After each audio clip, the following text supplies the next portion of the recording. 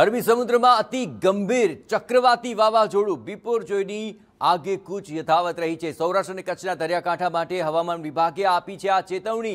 પ્રતિ કલાક 2 કિલોમીટરની ઝડપે ઉત્તર તરફ આગળ વધી રહ્યું છે આ બિપોરજોય વાવાઝોડું। પોરબંદરના દરિયાકાંઠાથી તે 340 કિલોમીટર દૂર છે। દ્વારકાના દરિયા કિનારાથી 380 કિલોમીટર તે દૂર છે। જખો બંદરથી બિપોરજોય વાવાઝોડું 460 કિલોમીટર છે दूर। तो 14 जूनની સવાર સુધી તે ઉત્તર તરફ આગળ વધી જશે।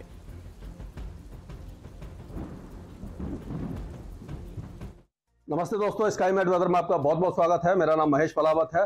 जो तूफान है बिपरजॉय वो बहुत ज्यादा अनइवन ट्रैक दिखा रहा है। हर मॉडल उसको कभी कभी मतलब पश्चिम में ले जा रहा है, कभी पूर्व में ले जा रहा है, लेकिन अब जाकर के सारे मॉडल एक ही रूट पर आ गए हैं।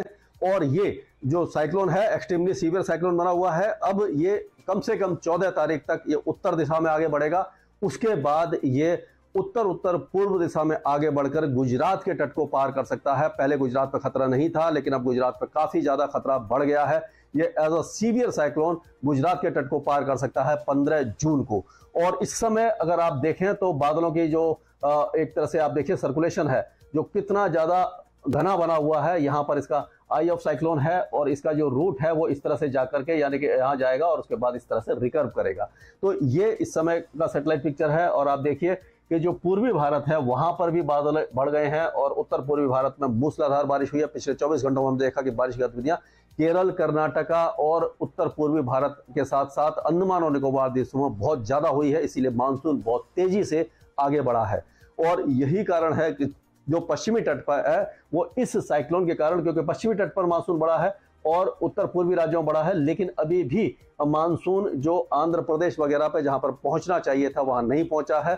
वो थोड़ी सी देरी है इस इलाके में, तो थोड़ा इसके बारे में बात कर लेंगे। तो अभी हम देखेंगे कि जो ट्रैक हैं, अलग अलग ट्रैक हैं, वो क्या बने हुए हैं। तो अभी देखिए ये जो ट्रैक है ये ज्वाइंट टाइफून वार्निंग सेंटर का है। ये दिखा रहा है कि देखिए 14 तारीख तक आएगा, उसके बाद रिकर्व करके ये नलिया और मांडवी के बीच में कहीं पर ये लैंडफॉल करेगा। कराची यहाँ पर है और कुछ मॉडल इसको अलग रूट दिखा रहे हैं। अगर हम देखें तो जो CIMSS है वो भी काफी बड़ी अच्छी साइट है, उसमें भी अगर देखें तो उसमें आप देखिए वो भी लगभग इसी तरह से लेके जा रहा है। और यहाँ पर आकर के ये थोड़ा सा कमजोर हो रहा है और तट से पहले और ज्यादा कमजोर होते हुए ये नलिया के थोड़ा सा दक्षिण में गुजरात की तरफ टर्न कर रहा है। यानी लगातार सारे जो मॉडल हैं वो यही रूट इसका दिखा रहे हैं। और ये काफी अहम बात है क्योंकि जो अचानक इसने परिवर्तन किया है रूट का, ये खतरा ये गुजरात के ऊपर बढ़ गया है और कराची से खतरा कम हो गया है, साउथ सिंध से खतरा कम हो गया, लेकिन बारिश वहां पर बहुत ज्यादा होगी। और सबसे अच्छी बात यह है कि जैसे जैसे ये उत्तर की तरफ बढ़ेगा तो जो सी सरफेस टेम्परेचर है वो 28-29 डिग्री के आसपास हो जाएंगे, जो अभी 31 डिग्री के आसपास है। तो क्या होगा, और जो एनर्जी है वो भी डिप्लीट होना शुरू हो जाएगी। वर्टिकल विंड शेयर बहुत ज्यादा नहीं बढ़ेगा, लेकिन ये सारी चीजें जो हैं वो इस मानसून को कमजोर करने में सहायक होंगी। तो अभी आप देखिए जब ये साइक्लोन है ये आप देखिए यहाँ पर है और ये इस तरह से आगे बढ़ता हुआ इस तरह से टर्न कर जाएगा। यहाँ पर इसका जो रूट है वो दिखाई दे रहा है। अगर हम बाकी मॉडल देखें, जैसे कि अगर ये विंडी टीवी की तरफ देखते हैं तो विंडी टीवी में आप अगर देखें तो आप देखिए कि ये जो विंडी टीवी है ये दिखा रहा है GFS, ये आपका GFS मॉडल है। इसमें दो मॉडल हैं, GFS आइकॉन भी है और ECMWF भी है। तो इसमें आप देखेंगे कि ये जो मॉडल है ये जैसे आगे जाएंगे तो ये थोड़ा सा मतलब कि नलिया से थोड़ा सा ऊपर की तरफ इसको डाइवर्ट कर रहा है। यानी कि जो लैंडफॉल है आप देखेंगे कि ये देखिए ये 14 तारीख के आसपास ये बिल्कुल नलिया के पास से और कराची के बीच में जाकर के लैंडफॉल दिखा रहा है। तो ये एक मॉडल है। और अब दूसरे मॉडल को अगर नजर डालते हैं जो है ECMWF है। तो ECMWF पे अगर नजर डालते हैं तो वो देखिए ये इस तरह से आगे बढ़ रहा है। ECMWF और JTWC और CIMSS एक जैसे रूट दिखा रहे हैं। इसको देखिए आप, ये काफी ज्यादा पास जाकर नलिया के थोड़ा सा दक्षिण में जाकर के, और देखिए इंटेंसिटी भी कम होती जा रही है।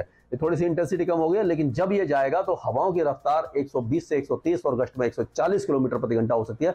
यानी कि खतरा काफी ज्यादा बड़ा है और जो समुद्र में लहरें हैं बहुत ज्यादा ऊंची हो सकती हैं। तो इस तरह से ये जो मॉडल है वो भी जो लैंडफॉल है या इस तरह दिखाएगा, और जैसे ही लैंडफॉल करेगा तो कमजोर हो जाएगा। इस समय जो हवाएं हैं वो काफी ज्यादा तेजी से चल रही हैं, और ये ऑलरेडी हमने देखा कि बारिश की गतिविधियां शुरू हो चुकी हैं, और गुजरात के कई इलाकों में बारिश ऑलरेडी शुरू हो गई है, और जो हवाओं की रफ्तार बढ़ने लगी है। अब ये आप देखेंगे कि अगले 2 दिनों के दौरान जो हवाएं हैं बहुत ज़्यादा तेज हो जाएंगी, 80 से 90 और 100 किलोमीटर की हो जाएंगी, और जो कोस्टल एरियाज हैं वो 130 से 140 किलोमीटर की रफ्तार से हवा चल सकती है।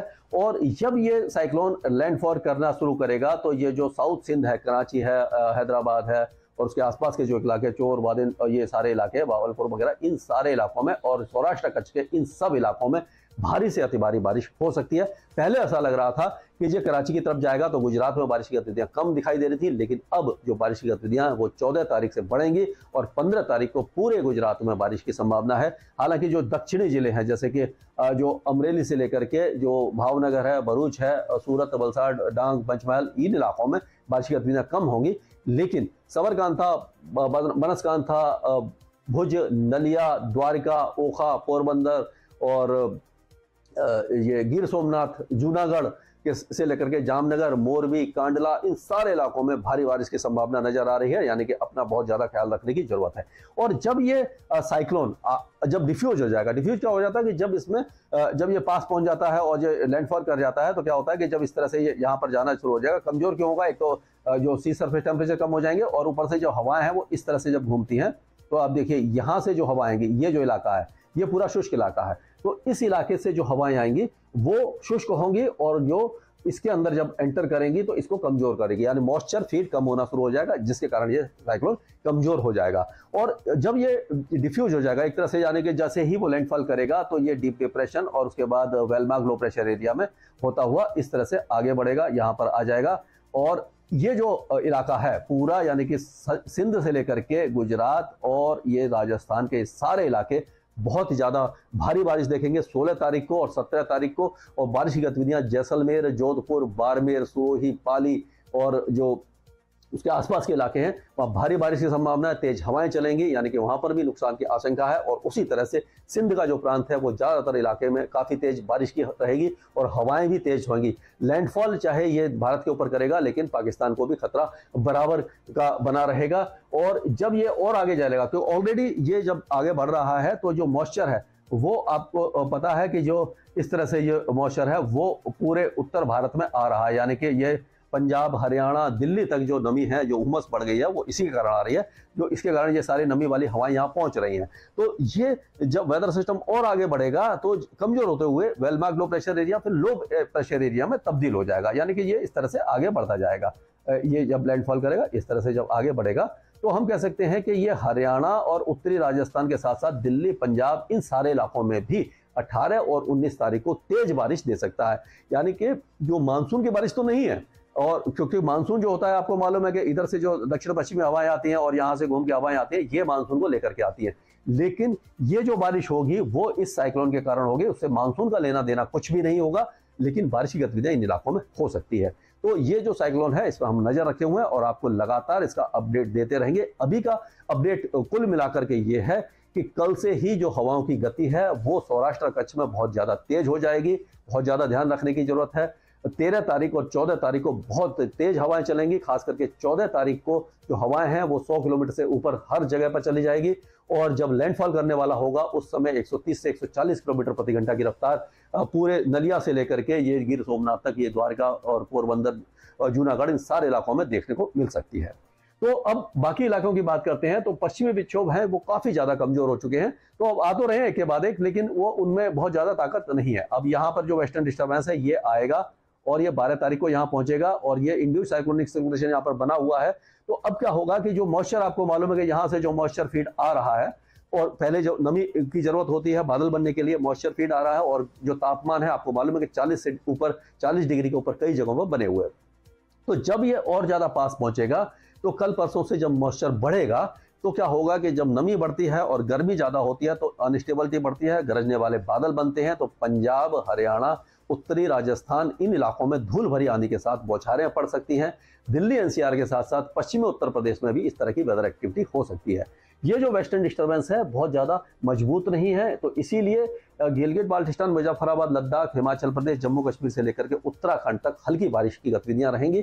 एक दो स्थानों पर हल्की कुछ देर के लिए तेज बौछारें पड़ सकती हैं, लेकिन वहां अगर आप चाह रहे हैं तो कोई भी दिक्कत नहीं है, हल्की फुल्की बारिश ही आपको दिखाई देगी। पंजाब के साथ साथ ये सारे इलाके बारिश देखेंगे।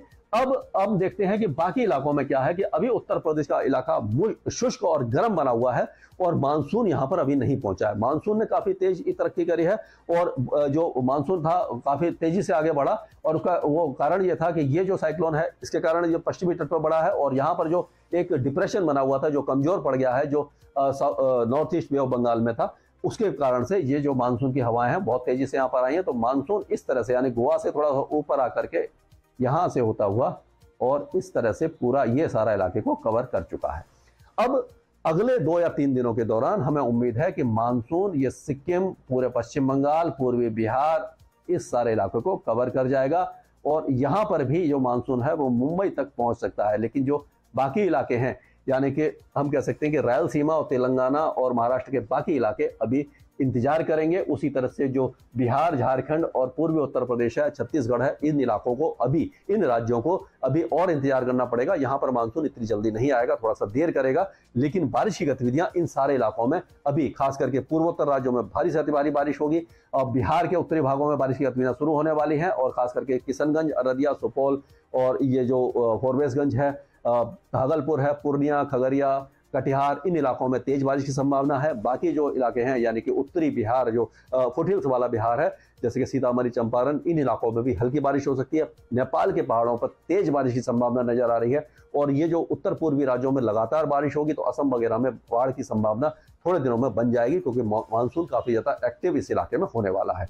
अब ये क्या होगा कि 2 दिनों के बाद जो बारिश की गतिविधियां हैं वो उत्तर प्रदेश के पूर्वी जिलों के साथ साथ मध्य प्रदेश और छत्तीसगढ़ में भी दिखाई देने वाली हैं और ये जो मानसून, ये जो साइक्लोन के प्रभाव से आप देखेंगे कि हरियाणा, दिल्ली, पंजाब और राजस्थान के कई इलाकों में बारिश होगी। मध्य प्रदेश के कुछ इलाके और गुजरात के पूरे इलाके बारिश देखेंगे, यानी कि अब